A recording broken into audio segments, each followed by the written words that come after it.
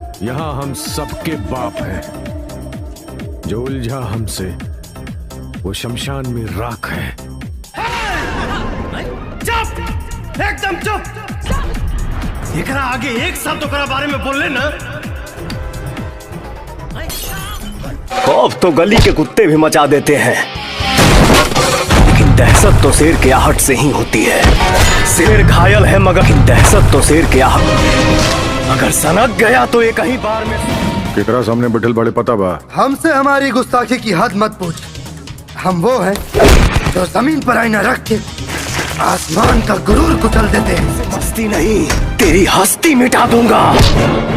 2 कौड़ी की धमकियां 2 कौड़ी के लोग ही देते हैं। हम वो हैं जो डायरेक्ट ठोक देते हैं। पहले मंत्री जी के बेटा के मरला, ओकरा बाद हमार भाई के।